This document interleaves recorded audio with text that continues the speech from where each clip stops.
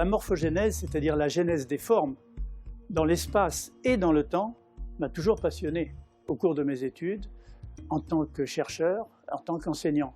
C'est pourquoi j'ai voulu débuter ce livre, cette extraordinaire harmonie de la nature, cette unité de la nature par les phénomènes de morphogénèse. Alors, de qui je parle? D'abord, évidemment, de Fibonacci, XIIe siècle, avant Léonard de Vinci, qui a, par la série de Fibonacci, montré que l'organisation des plantes, l'organisation des coquillages, l'organisation des galaxies suit une forme qu'on retrouve toujours systématiquement. Et quand on divise un nombre de la série de Fibonacci, le plus grand par le plus petit, on trouve le nombre d'or. C'est pourquoi aussi je parle du nombre d'or. Mais surtout, j'attache énormément d'intérêt au travail de Alan Turing, qu'on connaît surtout pour son travail sur le code Enigma, qui a permis de décrypter le code des nazis pendant la guerre, mais on le connaît beaucoup moins pour ses travaux mondialement connus sur la morphogénèse. Comment les taches apparaissent sur la peau du léopard, comment les rayures apparaissent sur les zèbres, comment se forment des taches sur les coquillages. Donc je parle de tout cela dans mon livre parce que la morphogénèse de Turing a été une façon extraordinaire de mieux comprendre les formes dans la nature. Mais je n'oublie pas non plus ce que j'ai dit en commençant, c'est la morphogénèse dans le temps. Comment le temps se structure par des réactions, comme les réactions, le nom est compliqué mais je les explique bien, Belouzov, Zabotinsky, des Russes qui ont montré que il y a des formes qui oscillent d'une forme dans une autre et se stabilisent dans des formes très complexes qu'on ne peut pas prédire par les réactions classiques.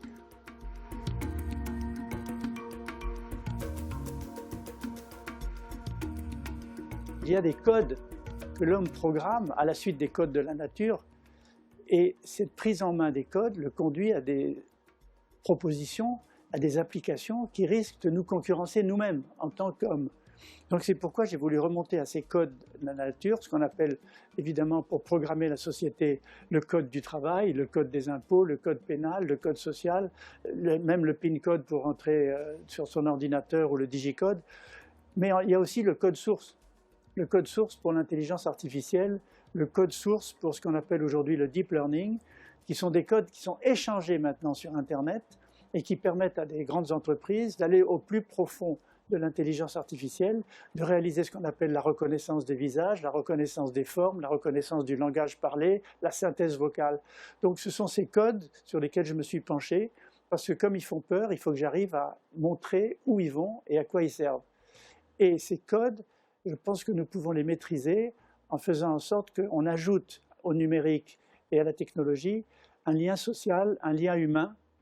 C'est pourquoi je débouche sur un humanisme technologique dans ce livre, pour essayer de montrer comment on a des voies alternatives pour éviter d'avoir peur de l'intelligence artificielle et des robots, et de montrer comment, par ces voies alternatives, on peut créer une intelligence augmentée.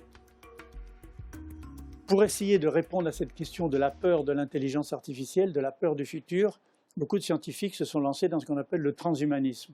Le transhumanisme, c'est la possibilité de modifier l'homme par des cellules embryonnaires, des implants dans le cerveau, de le remplacer en pièces détachées, de telle sorte qu'il vive presque éternellement, qu'il ne meure pas ou qu'il vive 150, 200 ans. Moi, je critique beaucoup cette approche, en tout cas l'idéologie transhumaniste, parce que je la trouve égoïste, élitiste et narcissique. Elle se concentre sur l'individu. Alors que moi, depuis des années, dans mes livres, j'essaie de me concentrer sur l'intelligence collective, sur l'intelligence augmentée résultant de la connexion des hommes les uns entre autres, avec notamment l'écosystème numérique dans lequel on est rentré aujourd'hui. Donc ce que je prône à la place du transhumanisme, c'est ce que j'appelle l'hyperhumanisme, c'est-à-dire être encore plus humain. Comment? Il y a eu beaucoup de critiques faites par Bill Gates, Elon Musk, Stephen Hawking en disant que l'intelligence artificielle allait suppléer l'homme et qu'on allait devenir esclave de la machine. Je pense qu'ils se trompent parce qu'ils ont une réflexion malthusienne. C'est-à-dire ils déduisent que l'intelligence humaine augmente de manière linéaire et l'intelligence artificielle de manière exponentielle. C'est à la fois vrai et faux. Pourquoi?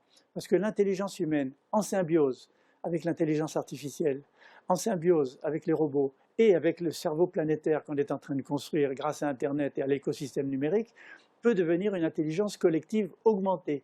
Et c'est ça qui conduit pour moi à ce que j'appelle l'hyperhumanisme, c'est-à-dire être encore plus humain que moins humain, dominé par l'intelligence artificielle et les robots. Et pour moi, l'hyperhumanisme se fonde sur l'intelligence augmentée collective et le rétablissement de toutes les valeurs humaines fondamentales, le respect de l'autre, l'empathie, l'altruisme, l'amour, la générosité, la solidarité. Alors je ne dis pas que ça va arriver sûrement, j'ai dit que c'est une alternative possible et qu'on a tout pour y arriver.